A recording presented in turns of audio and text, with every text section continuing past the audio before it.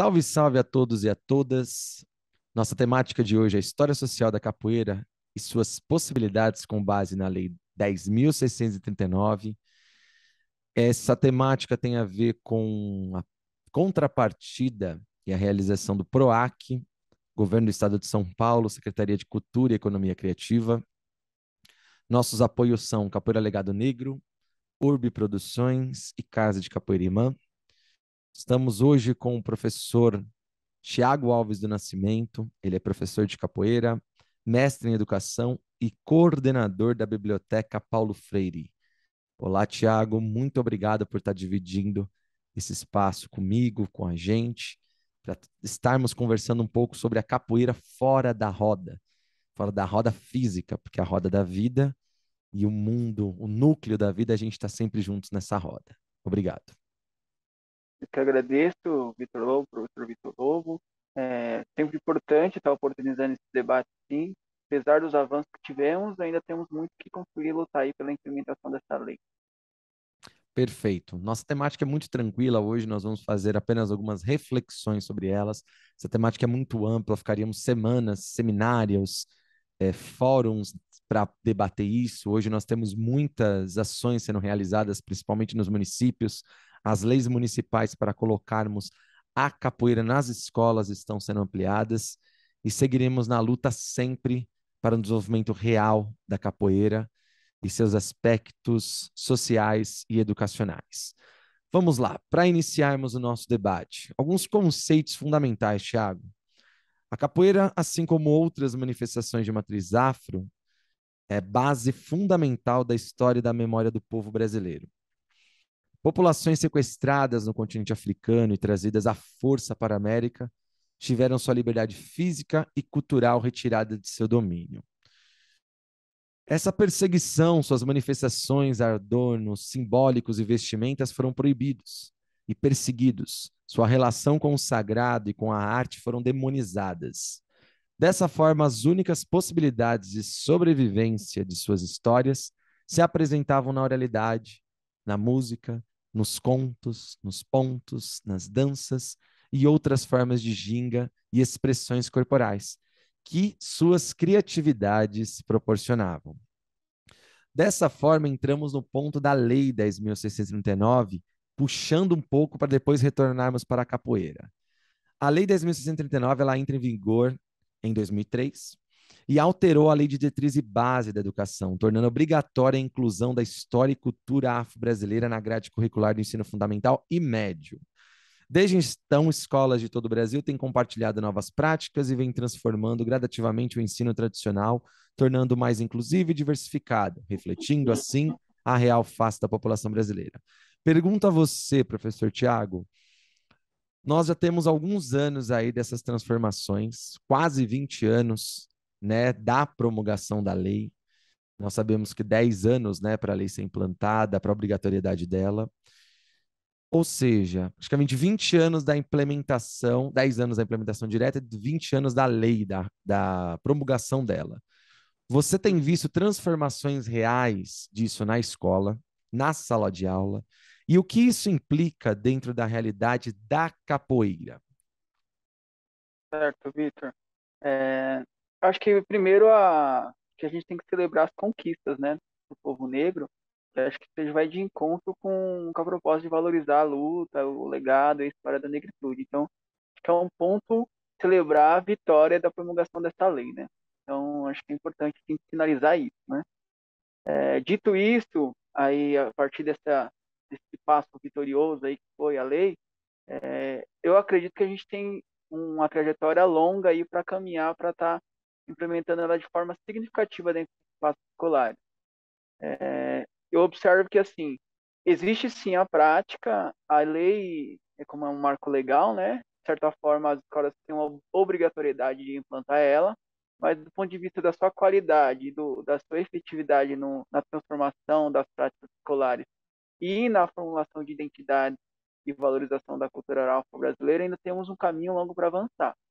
O que eu observo assim, quando tem professores que são mais engajados com essas temáticas, seja por pontos de vista que vão além da sua trajetória de formação enquanto educador, eles trabalham a prática pedagógica com uma maior qualidade, com uma maior efetividade no ambiente escolar.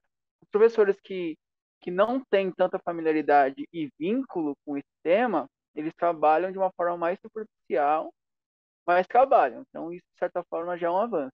Trabalham, mas de uma forma mais superficial e mais pontual, digamos assim, dentro do ano escolar, né? Que a proposta da lei é que se fosse aplicada ao longo do ano escolar, de forma interdisciplinar, multidisciplinar, nas diferentes esferas educacionais, né?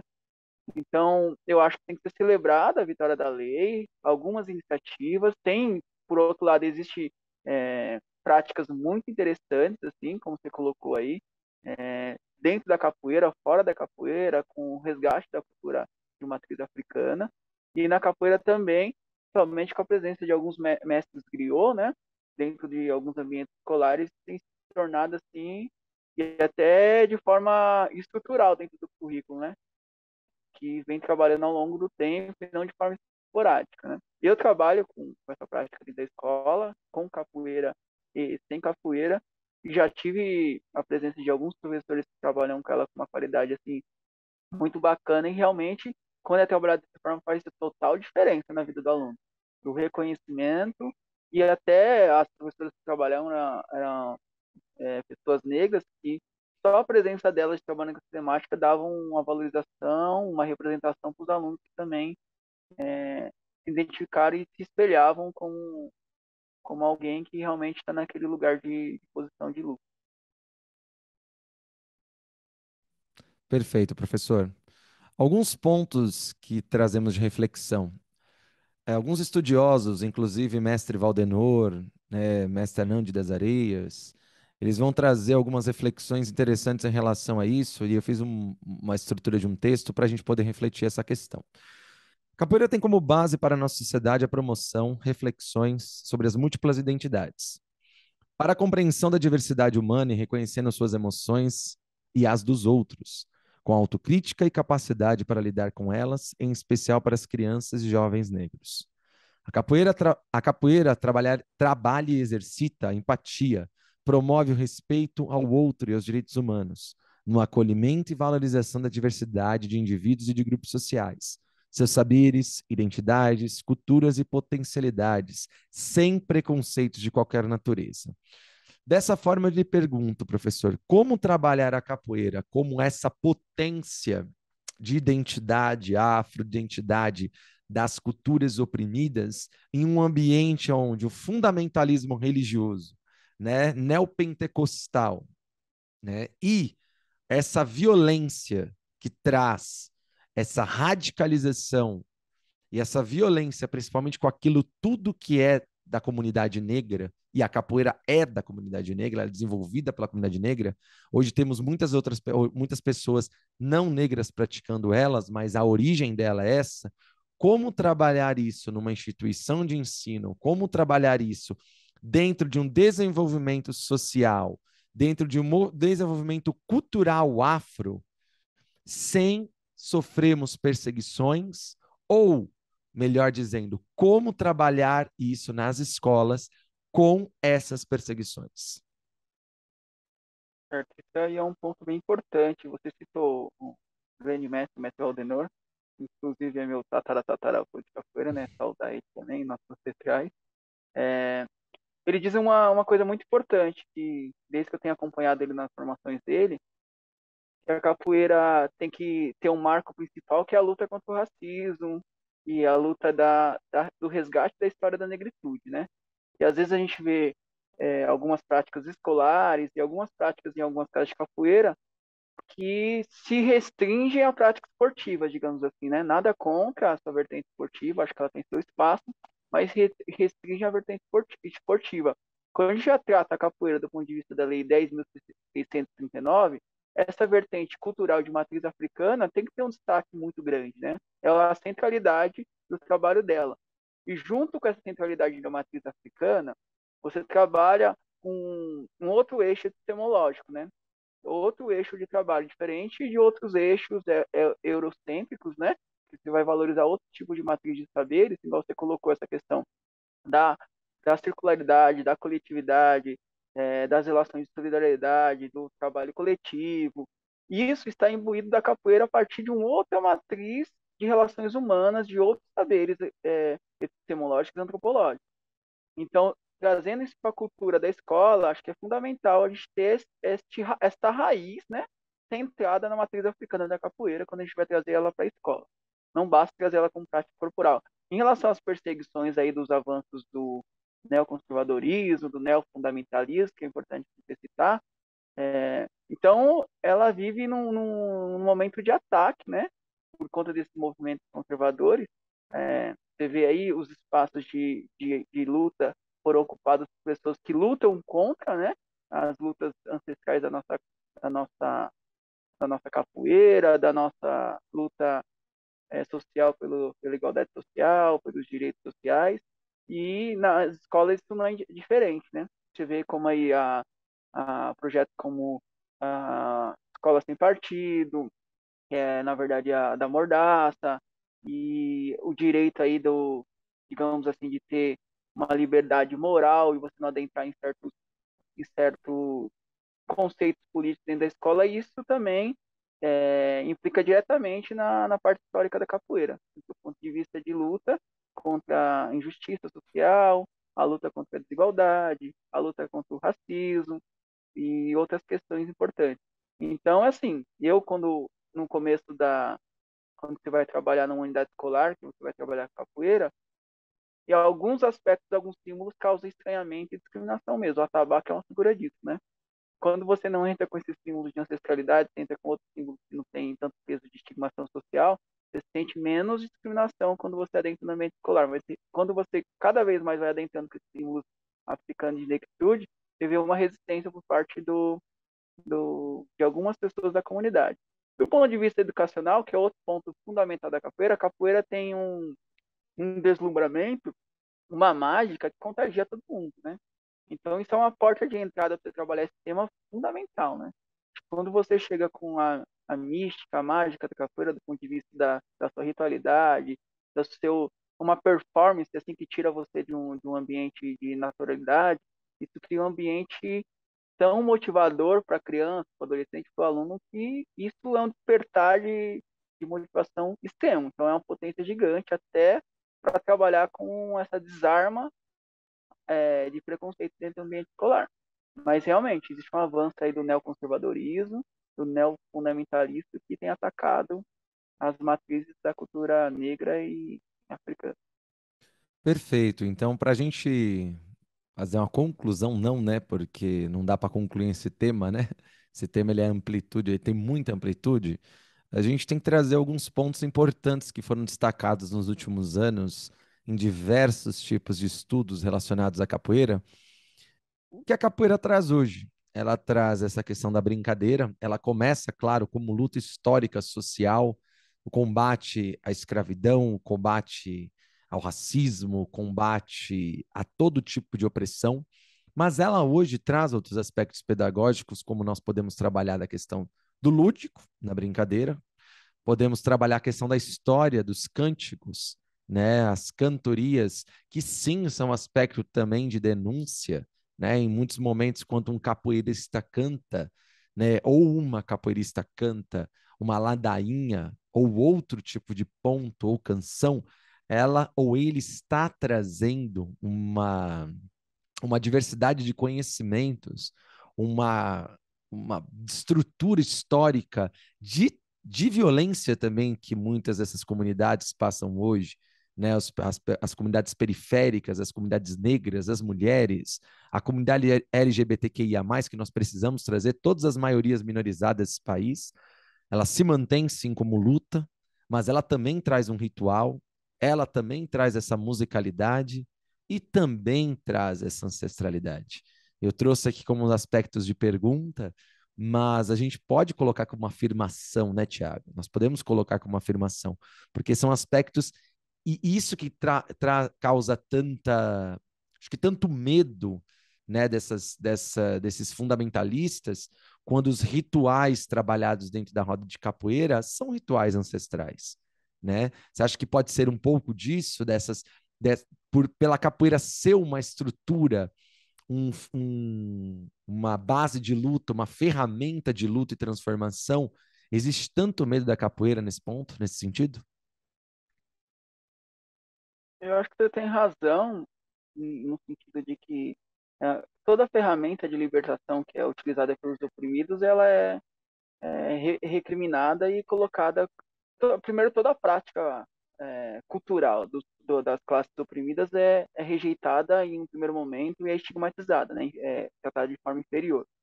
E as práticas da elite é considerado como a cultura legítima da sociedade, né? Então, por aí você já vê um ataque à cultura que é dita como marginal, né? Que está à parte da centralidade do que eles dizem como cultura erudita, né? E também tem o contraponto, né? Por ser uma cultura de resistência e de transformação social, de libertação, ela também vai sofrer um ataque mais frontal, né? Para tentar reverter esse poder de transformação dela. Quando você vê que alguma prática vai ganhando espaços sociais e espaço de organização, de luta, a contraofensiva se torna cada vez maior, né?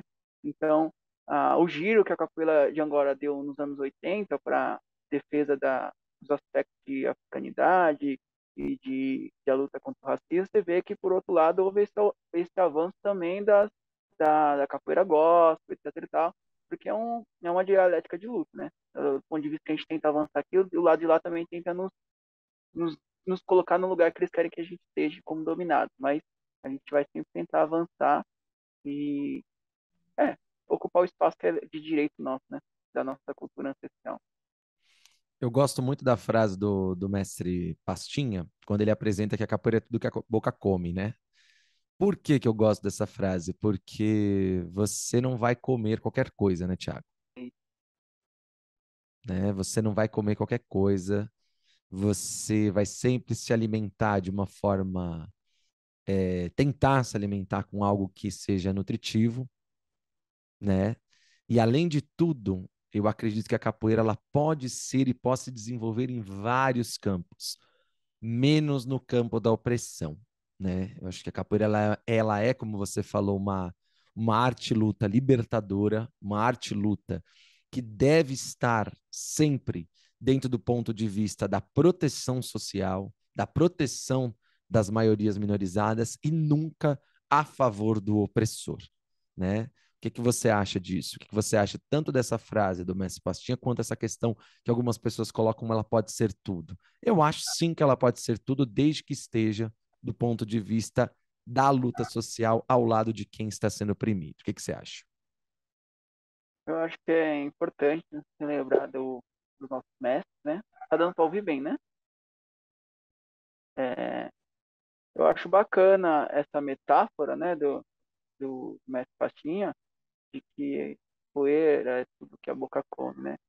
Porque tem coisas que são nutritivas e tem coisas que causam uma má digestão, né? Vamos colocar nesse termo assim, né? E realmente tem coisas que a capoeira não deve digerir de forma positiva, né? Realmente deve deixar de lado que não compõe esta culinária da capoeira. Realmente tem acordo no que você está dizendo, né? E aí a gente tem que ter essa sabedoria, saber do que nós vamos nos alimentar, né? E do que nós vamos proporcionar enquanto professores alimento de vida para os nossos alunos, né? E para os nossos educandos, nossos nossa camada cultural, né? Então, mas eu tenho acordo total. Eu acho que tem um recorte histórico aí, a capoeira como uma raiz de libertação, e que a gente não pode esquecer essa matriz ancestral que a gente tem da capoeira, né? Você comentou a questão da brincadeira da capoeira, é, e às vezes as pessoas subjugam essa questão da brincadeira, né? Além de ser uma ferramenta pedagógica, super importantíssima para as diversas faixas etárias, trazendo para a história do negro, né? A vadiação, nem o direito à vadiação o negro tinha, né? Era só colocado como uma ferramenta produtora. Então, o direito a brincar, a ter lazer e a vadiar também é um direito fundamental da pessoa humana, né? Então, quando a gente traz esse conceito de brincar, da brincadeira do ponto de vista da capoeira da vadiação, também é um levantamento de um direito humano, social, que eu acho que é fundamental a gente trazer para os dias atuais. E cada vez mais a escola, a sociedade tem visto o homem como ser produtivo, eficiente apenas, não como ser criativo, de construção de símbolos, que é fundamentais para alimentar todas as questões que você colocou aí da vida humana. Perfeito, professor Tiago. Gostaria muito que você falasse onde podem te encontrar, quais são as suas redes sociais, né, para a gente poder dar sequência a essas temáticas, como que as pessoas podem encontrar os seus trabalhos. Fala um pouco disso, por favor, para a gente encerrar essa primeira etapa desse nosso diálogo. Beleza, Vitor? Pode procurar pelo. Atualmente, tem dado uma centralidade juntada aí toda a atividade cultural e educativa da gente aqui do nosso território na Biblioteca Paulo Freire. Então, lá tem postagens mais atuais, mais contemporâneas que a gente tem fazendo. Biblioteca Popular Paulo Freire Jardim Oratório no Facebook e no Instagram. Pode procurar minhas páginas pessoais, Thiago Alves Nascimento no Facebook e no Instagram. E o grupo de capoeira acadêmicos também, que tem uns trabalhos mais antigos nossos, para estar acompanhando aí nosso trabalho, nossa perspectiva mais histórica. Perfeito. Gratidão, professor Tiago, pela conversa. Um forte abraço para você, muita luz, muita paz. Seguimos na luta e na esperança em dias melhores. Muito obrigado, Vitor, pelo convite. Parabéns pela luta e pelo trabalho aí, sempre de estar enaltecendo a nossa luta, o nosso trabalho com a capoeira. Axé.